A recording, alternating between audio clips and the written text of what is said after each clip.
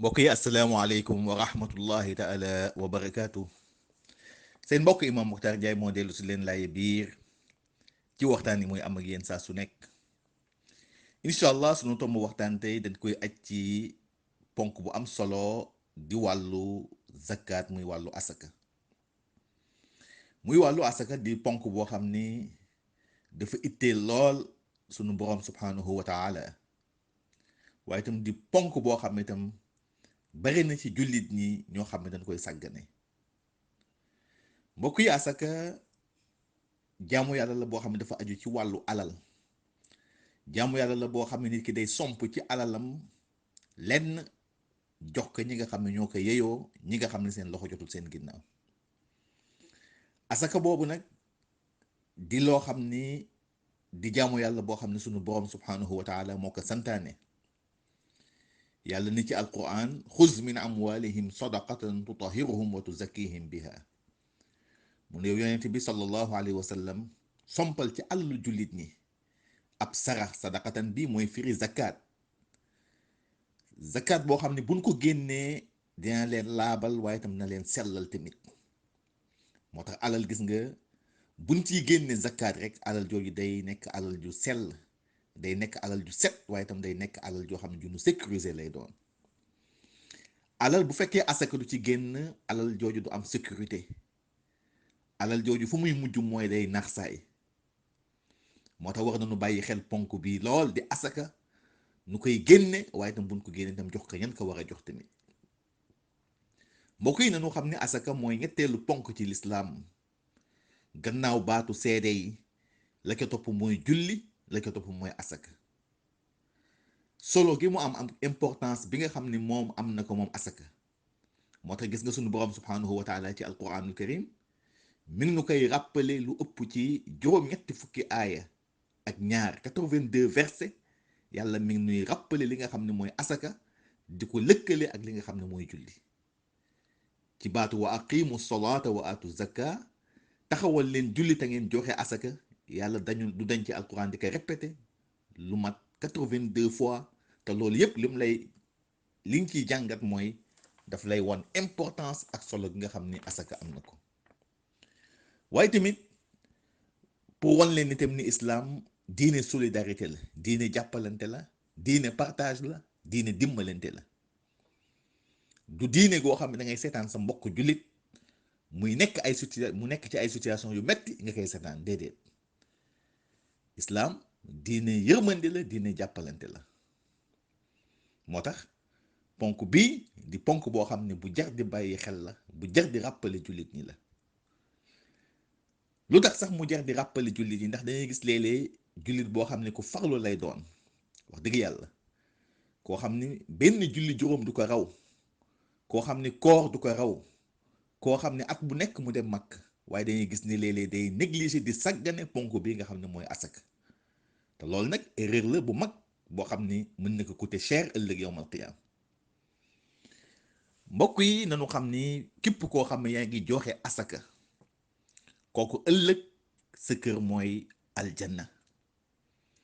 benn waay dafa ñëw ci yonent bi sallallahu alayhi wa sallam, mu ni ko: axbirnii bi amalin yudxilni aljanna. mu ni ko: yaa rasulallah, xibaar ma jëf joo xam ne bu ma ko defee damay tabbi aljanna. yonent bi ni ko: taabudullaha wala tushriku bihi shay'a wa tuqimu salaa wa tu'tu zaka wa tasilu rahim. mu ne ko yomb na, boo bëggee dugg aljana saxal ci yii: jaamul yàlla te bu ko bokkaale kenn, dil respecté say julli juróom, dil joxe asaka, waaye itam dil jox ko mbokk, bañ ko dagg.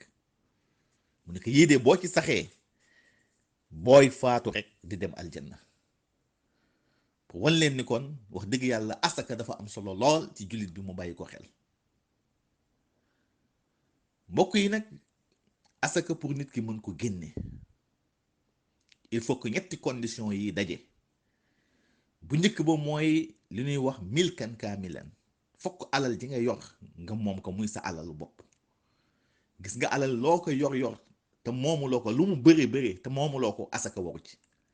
kon alal ji ngay génne asaka yow mbokk mi, day fekk alal jooju mu nekk sa alalu bopp. xam ne yaa ko liggéey yaa ko moom sa alal la nga mën ci génne asaka waaye tey buñ la dénkoon ay milliards et milliards te fekk moomu loo ko asaka du ca war kon boobu mooy ponk bu njëkk bi alal ji ngay génne asaka day fekk nga moom ko ñaareel bi mooy li ñuy wax xawlan kaamilan mooy alal ji nga xam dañ ciy génne asaka day fekk alal jooju mu mat at ci yow xam ne alal jooju téye nga ko at mu mat sëkk ci yow ci sa compte bancaire wala noo ko mën a calculer waaye na fekk alal ji am at mu mat sëkk ci say loxo boobaa alal jooju asaka daf ciy war lu dul asaka mbay moom heure bu nit ki góobee rek asaka daf ciy war moo tax at mi boo ci góobee ñaari yoon baykat bi boobaa daf ciy génne asaka bu ci nekk waaye bu dul alalu mbay moom faw alal ji am at mu mat sëkk ci nit ki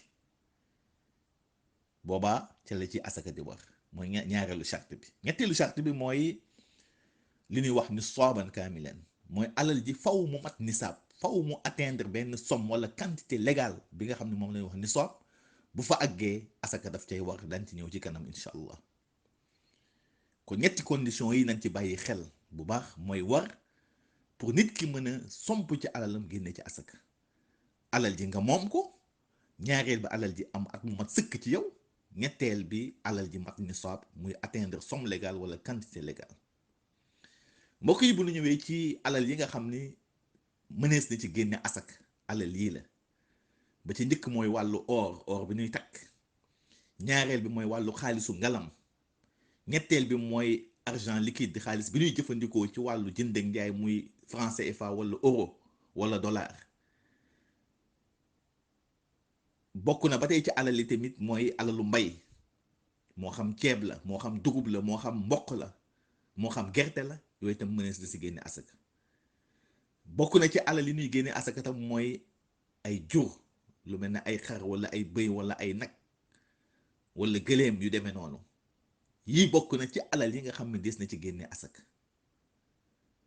buñ ci ñëwee nag nu faram fànce ko benn bu njëkk bi mooy wàllu or mbokk yi bu fekkee nit ki daf ci am lu tolloo 85 grammes ci wàllu or boobaa foofu mu asakaal ko bu ko amee mu moom ko comme li ma wax condition ya ma wax sànq moo ko moom mu am ci moom at mu mat sëkk tolloo 85 grammes boobaa faw mu génneel asaka ga nag mooy valeur u 2 grammes d'or lay génne waaye du génne or bi ci boppam de day xool 85 grammes d'or bu 18 carats ñaata lay jar bu ko defee mu génne ci 2 grammes tey ku xool ci marché bi 1 gramme d'or daanaka mi ngi jar 35 000 francs CFA donc ku amee or tey valeur 2 grammes ngay génne mooy daanaka 70 000 francs nga koy génneel kon 70 000 francs ngay génne asakaal 85 grammes yooyu ci valeur u 2 grammes bu fekkee ci wàllu xaalisu ngalam la mooy xaalisu ngalam bi ñuy teg boobaa ku ci yor 595 grammes tey foofu la nisaab bi toll mooy nisaab bi loolu ku ko yor ak te moom ko kooku faw nga asakaal ka la nga koy asakaale mooy valeur u 4 grammes da ngay jël valeur u 4 grammes d'argent nga génne ko ci nga génne ko asaka valeur ba ngay génne waaye bu ñu ñëwee ci xaalis bii nuy jëfandikoo muy franc CFA wala euro wala dollar yii moom daanaka day topp marché or day topp tey valeur u 85 grammes d'or bu 18 carats ci loolu lañ koy calculer te tey jii booy xool ci marché mondial bi tey benn gramme d'or bu 18 carats mi ngi jar 35 000 francs CFA ci sunu ay gëstu moo tax tey boo bëggee trouver nisaab bi mooy somme bi nga xam nit ki war na ko yor pour mën a génne asaka tey il faut nga jël 85 grammes boobu multiplier ko par 35 000 francs mu lay jox tey ci wàllu CFA 2 975 000 francs CFA ci wàllu euro tey 3 400 euros kon tey jii ki yor 2 975 000 francs CFA at mu mat sëkk te mu moom ko boobaa faw mu génneel ko asaka la muy génne asaka mooy valeur 2,5% daf koy multiplier par 2,5 diviser ko par 100 wala mu diviser ko rek par 40 la mu koy jox loolu mooy asaka ba ki yor 3 400 euros at mu mat sëkk moom ko kooku tam faw mu génnee ci asaka na nga koy génne asaka mooy valeur 2,5% 3 400 euros multiplié par 2,5 divisé par 100 wala mu divisé ko par 40 rek naka noonu tamit ci dollar noonu tamit bu ñu ñëwee ci asakay mbay asakay mbay moo xam ceeb la wala dugub la wala gerte la wala mboq, baykat bi bu fekkee bay na ba noppi am lu tolloog 600 kilogrammes, moom la ñuy wax xamsatu aw suq ci arab, bu amee valeur bu day noonu, quantité bu day noonu, foofu mu asakaal ka. lan la ciy génne asaka, moo xam ceeb la wala dugub la wala mboq, bu mu ci mën a doon, la muy génne mooy 1/10 ba muy 60 kilogrammes. 60 kilogrammes lay génne joxe ko mu nekk zakat bu fekkee mbayam moomu mi ngi sukkandiku woon ci tawu yàlla bi, ci taw bi, si ce sont des pluies, ci la sukkandiku ba am la muy am, boobaa 60 kilogrammes lay génne. waaye bu fekkee nag ci moyen boppam dafa daan jënd ndox wala de façon artificielle la ko doon arrosé, boobaa moom moitié 60 kilogrammes lay génne mooy 30 kilogrammes. moom la yonent bi di wax fii ma saqati sama al ushru wa fii ma suqiya bi natxi fa nisful ushur. ki nga xam ne dafa sukkandiku ci tawu yàlla bi, kooku 1/10 ba lay génne muy 60 kilogrammes. bu fekkee ki nga xam ne dafa sukkandiku nag ci ay moyens boppam daan jënd ndox di arrosel boppam, kooku moom moitié ba lay génne mooy 30 kilogrammes. loolu nañ ci bàyyi xel bu baax a baax. waaye bu ñu ñëwee itam ci asakay jur, muy daana ko ay xar wala bëy wala nag wala gëléem, ci tënk rek, bu fekkee asakay xar ak bëy la bu tollee ci 40 rek, foofu éleveur boo xam ne ci génne benn xar joxe ko muy asaka. bu fekkee ci wàllu nag la, bu nombre bi tollee ci 30 tet, nga am fanweeri nag, asaka war na ca. la nga cey génne mooy nga génne benn nag boo xam ne am na at, nag bu ndaw. bu fekkee ci wàllu gëléem la, gëléem nag moom balaa nga cey génne asaka fokk mu mat juróomi gëléem, te bu matee juróomi gëléem, ndax gëléem alal la, bu matee juróomi gëléem boobaa looy génne benn xar. boo demee ba am fukki gëléem nga génne ñaata, ñaari xar. boo demee ba am fukki gëléem ak juróom 15 nga génne ñetti xar. boo amee ñaar fukki gëléem muy 20 tet, boobaa nga génne ñeenti xar. balaa ngay génne gëléem il faut nga am ñaar fukki gëléem ak juróom muy 25 tête de chameau. boo ko amee nag, boobaa ngay génne benn gëléem bu ñuy wax bintu maxaat, mooy gëléem bu jigéen boo xam ne am na at. kon ci tënk lii mooy wàllu asaka, ci tënk laa wax. mbokk yi nag, fa ñuy tëje mooy nanu bàyyi xel asaka, xam ne yàlla daf ci tëkku yu garaaw ci képp koo xam ne am na alal matal condition yëpp pour génne ko, lànk ni du ko génne. moom la yàlla di wax ci alquran walladina yaknizuuna dahaba wal fidda wala yunfiquunaha fi sabilillah fa bashirhum bi azabin alim. mu ne ñi nga xam ne dañuy rënk seen alal yi lànk ni duñ ci génne asaka, nee na ëllëg yowmal qiyaam de, nee na alal jooju dañ koy def beteex, dañ koy soppi def ko beteex, mooy ruyal ko di ko ñaas ci seen wet ya, ci seen diggu gannaaw ya ak ci seen jéye, naan leen lii de mooy seen alal ya ngeen dencoon ci àdduna, haza ma kanaztum li anfusikum fa zuqu ma kuntum taknizun. moo tax asaka tëkku bi ci yàlla tëkkuwu ko ci leneen.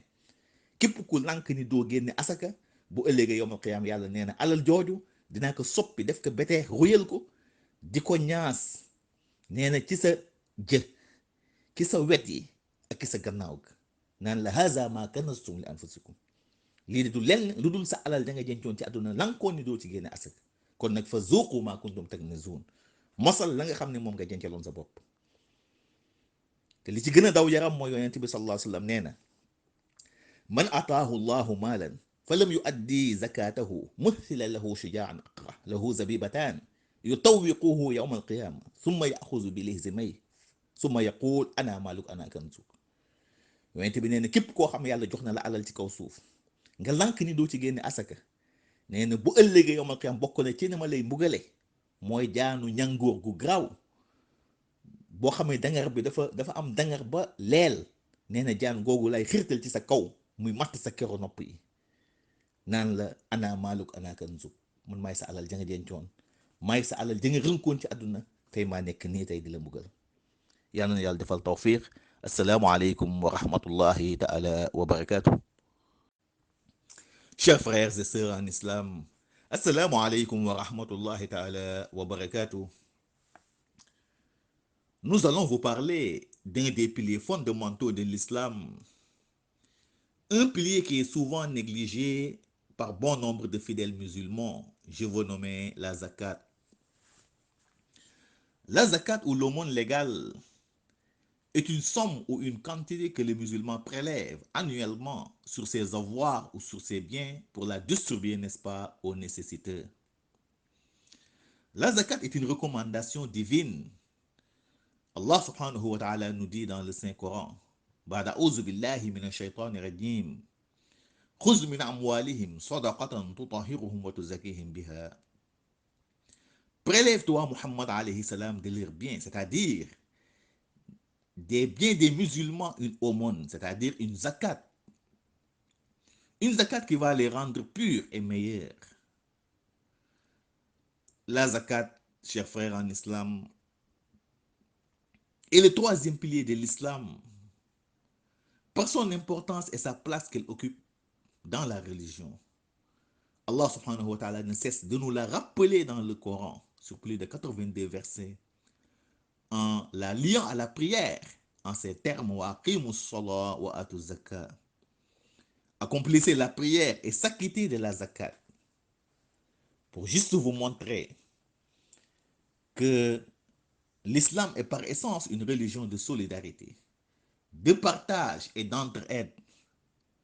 Et c'est très important de rappeler aux fidèles ce pilier fondamental de l'islam qui est la zakat en ce début du calendrier lunaire. Parce que vous voyez souvent un fidèle qui accomplit régulièrement ses 5 prières journalières, jeûne régulièrement le ramadan, accomplit annuellement le pèlerinage à la Mecque, mais tout en négligeant de s'acquitter de la zakat, ce qui constitue une erreur monumentale qui peut le coûter cher, n'est-ce pas, au jour dernier. Chers frères en islam, tout fidèle qui s'acquitte régulièrement de la zakat sera admis sans doute au paradis. Un compagnon du prophète Mohammed alayhi salam a dit au prophète sallallahu alayhi wa sallam, Akhbirni bi'amalin yudkhilni al-jannah. Informe-moi d'une action qui, si toutefois je l'accomplis, cette action-là va me faire entrer directement au paradis. Le prophète Mohammed alayhi salam lui répondit ceci, Ta'budullah wa la tushriku bihi shay'a wa tuqimu as-salat wa tu'tu az-zakah wa tasilu rahim. Adore ton Seigneur Allah subhanahu wa ta'ala et ne l'associe à rien. Accomplis la prière, s'acquitter de la zakat et renforce, si vous voulez, le lien de parenté.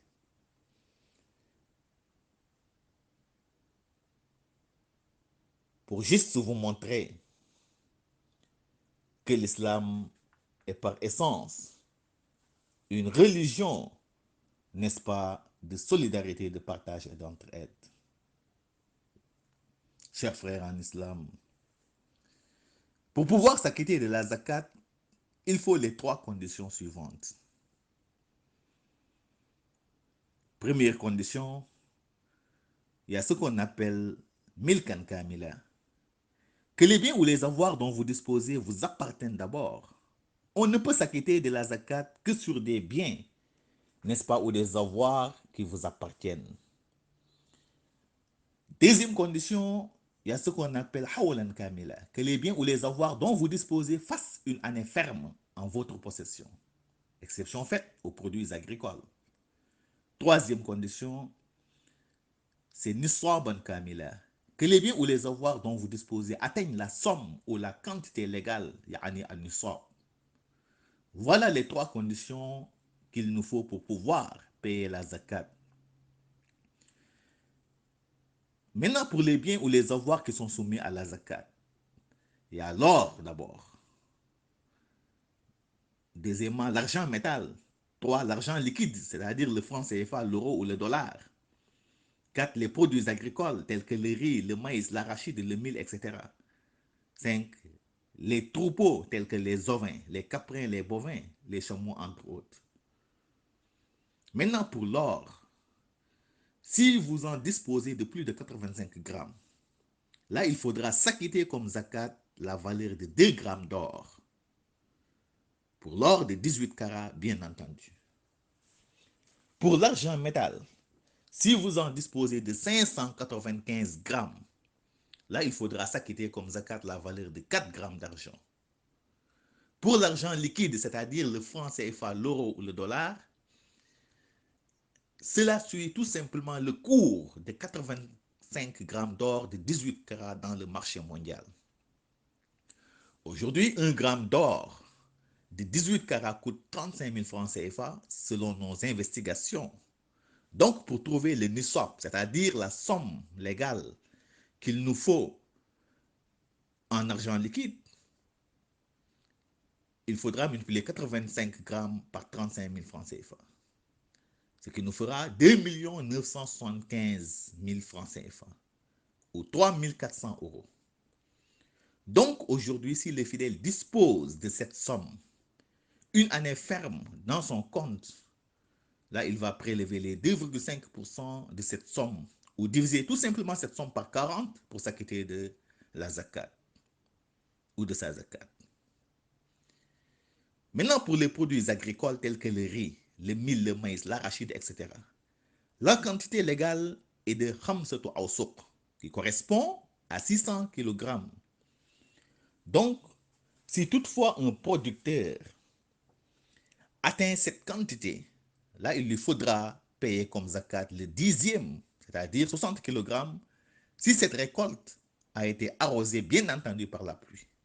Et la moitié, c'est-à-dire 30 kg, si la récolte a été arrosée par ses propres moyens. C'est ce que nous dit le prophète Muhammad sallallahu alayhi wa sallam. فيما سقت السماء على الأشر وفيما سقي بنضح فنصف العشر.